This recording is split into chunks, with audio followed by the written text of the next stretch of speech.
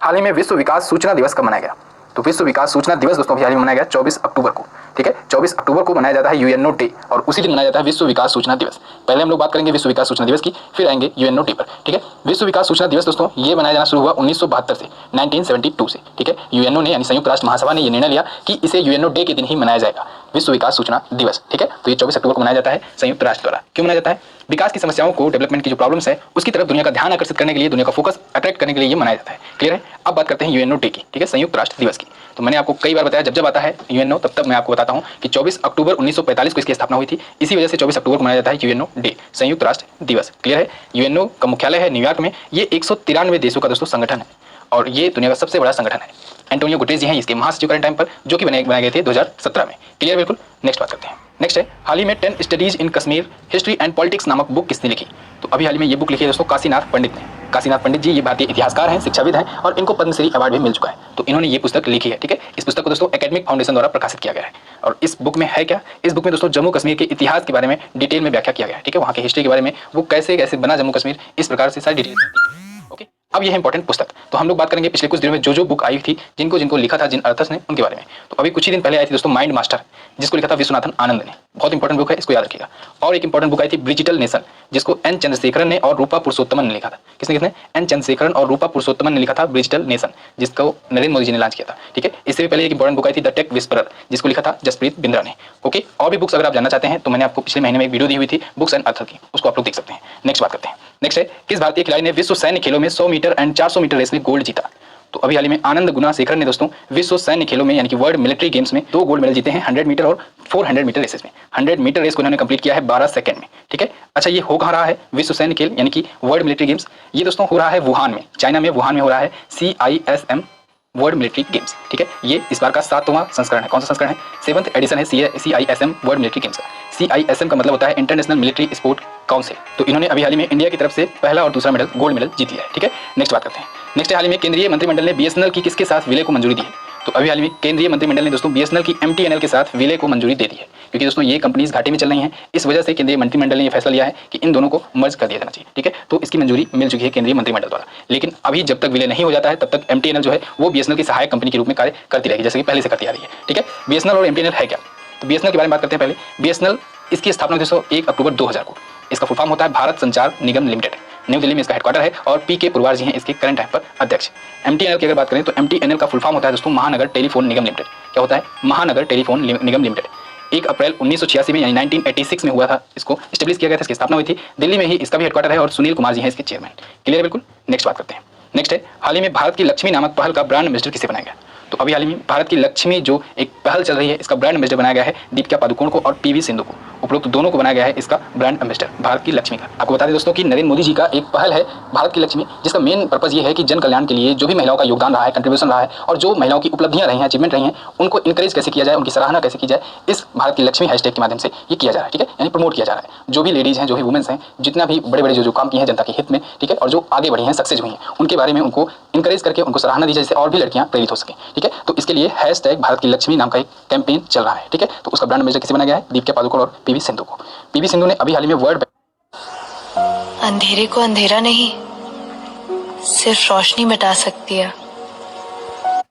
World badminton championship में gold जीता था और ये ऐसा जीतने वाली इंडिया की पहली खिलाड़ी बनी थी। इसको आपको ध्यान रखना है। नेक्स्ट बात करते हैं। नेक्स्ट है हाल ही में महाराष्ट्र में हुए चुनाव में किस पार्टी की सरकार ने जीत हासिल की है? तो दोस्तों जैसे कि मैंने आपको पहले भी बताया था कि महाराष्ट्र और हरियाणा में चुनाव हुए थे। ठीक है, तो इसका रिजल्ट कल आया है और महाराष्ट्र में एक बार फिर से गठबंधन की सरकार बनने वाली है, यानी बीजेपी और शिवसेना की सरकार मिलकर बनने वाली है। बीजेपी की अगर बात करें तो बीजेपी को टोटल 104 सीटें मिली हैं और सबसे बड़ी पार्टी बनकर उभरी है। लेकिन शिवसेना की जब 56 सीटें मिला दी जाती हैं तभी बनेगी इसकी सरकार। ठीक है, गठबंधन की सरकार एक बार फिर से होगी महाराष्ट्र में। और वहीं अगर हरियाणा की बात करें तो हरियाणा में दोस्तों अभी भी सस्पेंस बरकरार है। इसमें 40 सीटें बीजेपी ने जीती हैं और 31 सीटें जीती हैं कांग्रेस ने। ठीक है, और लेकिन अदर पार्टी ने जीती हैं 18 सीटें। और जब अभी बहुमत नहीं है किसी की, तो फिर जब ये 18 पार्टी जिसका भी समर्थन कर देंगे, जिसको भी सपोर्ट कर देंगे, उसकी सरकार बनेगी हरियाणा में। ठीक है, इसके साथ ही बीजेपी ने यह भी घोषणा की है दोस्तों कि अगर दोनों राज्यों में बीजेपी की सरकार बनती है, महाराष्ट्र में तो बनना तय ही है, तो फिर उनके जो सीएम होंगे वो पुराने वाले ही होंगे। यानी कि महाराष्ट्र में अगर बात करेंगे तो महाराष्ट्र के जो देवेंद्र फडणवीस जी थे वही होंगे इस बार भी सीएम। और अगर हरियाणा में बीजेपी की सरकार बनाने में वो सफल हो जाते हैं तो हरियाणा में मनोहर लाल खट्टर जी एक बार फिर से सीएम बनाए जाएंगे। क्लियर? बिल्कुल। हरियाणा का अभी सस्पेंस है, जैसे मैंने आपको बताया, क्योंकि ये जो अदर पार्टीज हैं 18, ये जिसका सपोर्ट करेंगी वही बनाएगी सरकार। ओके, तो अब हम लोग दोनों राज्यों के बारे में कुछ स्टैटिक पॉइंट भी जान लेते हैं।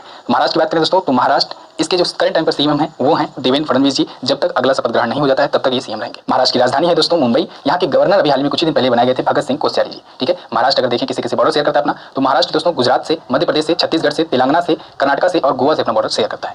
क्लियर बिल्कुल। नेक्स्ट है हरियाणा। हरियाणा की राजधानी चंडीगढ़। यहाँ के सीएम अभी हैं मनोहर लाल खट्टर जी, गवर्नर है सत्यदेव नारायण आर्य। और हरियाणा में टोटल विधानसभा की सीटें हैं 90। ठीक है, इन्हीं 90 सीटों पर चुनाव हुआ था। अच्छा, अगर महाराष्ट्र की बात करें तो उसमें 288 सीटें हैं, 288, उसको भी ध्यान रखिएगा। ठीक है, हरियाणा किसी किसी बॉर्डर शेयर करता है, तो हरियाणा दोस्तों पंजाब से, हिमाचल प्रदेश से, उत्तराखंड से, उत्तर प्रदेश से और राजस्थान से अपना बॉर्डर शेयर करता है। ठीक है, नेक्स्ट बात करते हैं। नेक्स्ट है हाल ही में मोहन बागान एथलेटिक्स क्लब के आजीवन सदस्य कौन बनाए गए?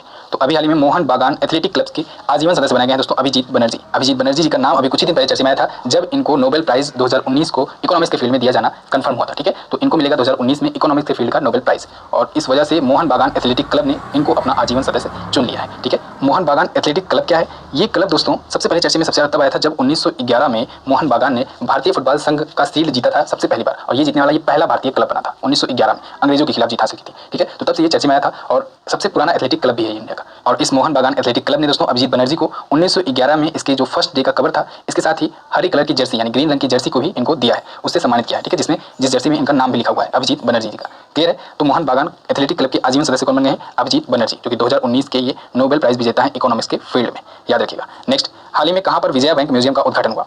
तो अभी हाल ही में विजया बैंक म्यूजियम का उद्घाटन हुआ दोस्तों बेंगलुरु में। विजया बैंक का हेडक्वार्टर हुआ करता था बेंगलुरु में, तो वहीं पर इसका म्यूजियम का उद्घाटन किया गया है। अब इसके म्यूजियम का उद्घाटन करने की जरूरत क्या पड़ी, म्यूजियम बनाने की जरूरत क्या पड़ी? क्योंकि दोस्तों आपको पता होगा कि अभी इसी साल 1 अप्रैल 2019 को 3 बड़े बैंकों का विलय हुआ था। किसका किसका? विजया बैंक, देना बैंक और बैंक ऑफ बड़ौदा का। तो देना बैंक और विजया बैंक मिल गया था जाकर के बैंक ऑफ बड़ौदा में। तो इस वजह से विजया बैंक ने फैसला लिया कि विजया बैंक का शुरुआत से लेकर, स्थापना से लेकर डेवलपमेंट तक का जो भी तस्वीरें थी, जो भी उसकी यादें थी, उसको एक म्यूजियम में कवर किया जाए। तो इसी वजह से उसके जो पुराना हेडक्वार्टर था बेंगलुरु में, वहीं पर एक म्यूजियम का उद्घाटन किया गया है विजया बैंक द्वारा, जिसमें इसकी एस्टेब्लिशमेंट से लेकर डेवलपमेंट तक की सारी फोटोज अवेलेबल है। क्लियर है, तो अब बात करते हैं हम लोग बीओबी की, क्योंकि अब ये बैंक तो बैंक ऑफ बड़ौदा बन गया है, तो हम लोग बैंक ऑफ बड़ौदा के बारे में बात कर लेते हैं। तो बैंक ऑफ बड़ौदा की स्थापना हुई थी 1908 में, 1908 में। चेयरमैन है इसके करंट टाइम पर हसमुख आधिया जी, और इसका मुख्यालय है बड़ोदरा, गुजरात में। ठीक है, अच्छा, एक और विलय हुआ था अभी कुछ ही दिन पहले, 10 बड़े बैंकों का विलय हुआ था और बन गए थे 4 बड़े बैंक। ठीक है, पब्लिक सेक्टर के। तो 10 बैंकों का विलय करके 4 बड़े बैंक बना दिए गए थे, इसको भी आपको ध्यान रखना है। अगर बात करें टोटल पब्लिक सेक्टर बैंक कितने हैं भारत में वर्तमान में, तो टोटल है 12 पब्लिक सेक्टर के बैंक वर्तमान में, इसको ध्यान रखिएगा, इंपॉर्टेंट है। नेक्स्ट बात करते हैं। नेक्स्ट है वुशु वर्ल्ड चैंपियनशिप में स्वर्ण पदक जीतने वाले पहले भारतीय कौन बने? तो अभी हाल ही में वुशु वर्ल्ड चैंपियनशिप में गोल्ड मेडल जीतने वाले पहले भारतीय बन गए हैं दोस्तों प्रवीण कुमार।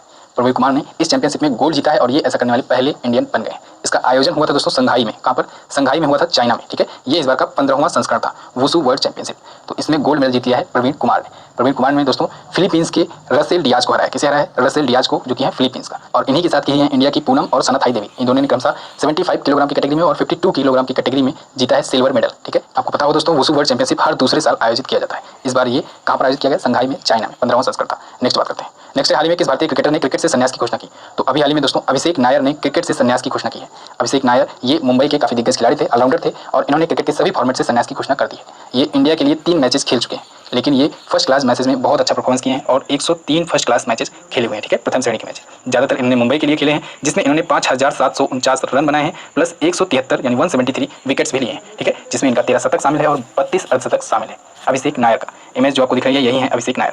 अच्छा, भारतीय क्रिकेटर की बात आई है तो पिछले कुछ दिनों में भारतीय क्रिकेटर या फिर इंडियन क्रिकेट टीम कितनी वजहों से चर्चे में आई थी उनको हम लोग रिवाइज करेंगे। तो सबसे इंपॉर्टेंट बीसीसीआई के अध्यक्ष, बीसीसीआई के नए अध्यक्ष बन गए हैं सौरभ कांबली, इसको आपको याद रखना है। इसके साथ ही इंडिया में अभी इंडिया की और साउथ अफ्रीका के साथ सीरीज चल रही थी, टेस्ट सीरीज में एक बार फिर से इंडिया ने जीत लिया है और इंडियन टीम लगातार घरेलू मैचों में 11 टेस्ट सीरीज जीतने वाली दुनिया की पहली टीम बन गई है। ठीक है, घरेलू मैचेस में 11 टेस्ट सीरीज लगातार जीतने वाली। इसके साथ ही रोहित शर्मा ने दोस्तों डॉन ब्रैडमैन का रिकॉर्ड तोड़ा था कि एक ही टेस्ट सीरीज में सबसे ज्यादा औसत का, इसको भी आपको याद रखना है। रोहित शर्मा ने अपना दोहरा शतक भी लगाया था पहला। ओके, तो ये सारे रिकॉर्ड्स को भी आपको ध्यान में रखते चलने हैं। तो बस दोस्तों फिलहाल आज के दिन की